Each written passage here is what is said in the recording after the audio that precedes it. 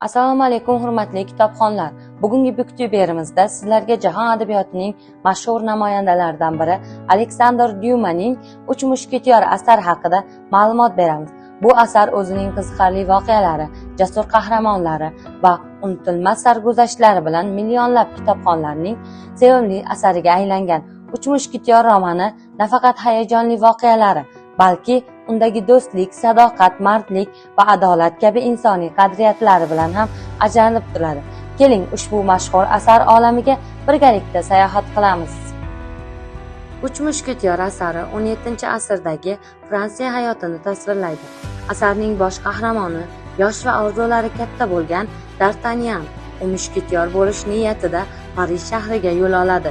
Yo'lda turli sinovlarga duch keladi, ammo o'zining jasurligi, qat'iyati va mardligi bilan ko'pchilikning hurmatiga sazovor bo'ladi. Parijda u qirol mushketyorlari bo'lgan Atos, Portos va Aramis bilan tanishadi. Dastlab ular o'rtasida kelishmovchiliklar bo'lsa-da, keyinchalik ular haqiqiy do'stlarga aylanadilar. Ularning birimiz hammamiz uchun, hammamiz birimiz uchun degan shiori asarning asosiy g'oyalaridan biridir. Roman davomida 4 do'st turli sarguzashtlarni boshdan kechiradi. Ular qirolga sodiq qolish, haqiqat va adolat uchun kurashish yo'lida ko'plab xavf-xatarlarga duch keladilar. Asarda sevgi, siyosiy kurash, sirli voqealar va jasoratli janglar juda qiziqarli tarzda tasvirlangan. D'Artagnan obrazi orqali yozuvchi insonning o'z maqsadiga erishish uchun harakat qilishi, qo'rqmasligi va do'stlariga sodiq bo'lishi kerakligini ko'rsatadi. Atos donishmand va vazmin, Portos kuchli va quvnoq, Aramis esa aqlli va nozik tabiatli qahramon sifatida tasvirlanadi. Ularning har biri asarga o'ziga xos rang bag'ishlaydi. Uch mushketyor faqat janglar va sarguzashtlardan iborat emas.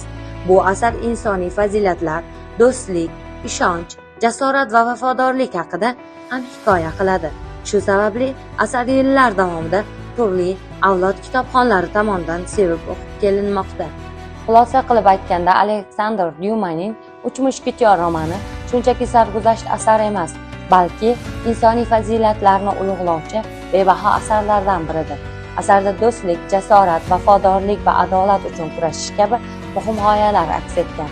D'Artagnan, Atos, Portos va Aramis obrazlari orqali yozuvchi haqiqiy do'stlik va hamjihatlik inson hayotida qanchalik muhim ekanini ko'rsatib beradi.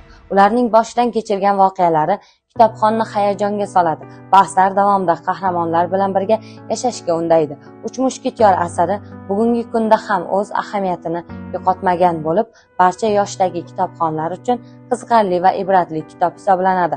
Aziz kitobxonlar, siz ham ushbu mashhur asarni mutolaa qilib, qahramonlarining sarguzashtlari bilan tanishish, yangi kitoblar va qiziqarli asarlar bilan tanishish xohlasangiz, Mirzo Ulug'bek tuman axborot kutubxona markazi kutubxonasida sizlarni kutib qolamiz.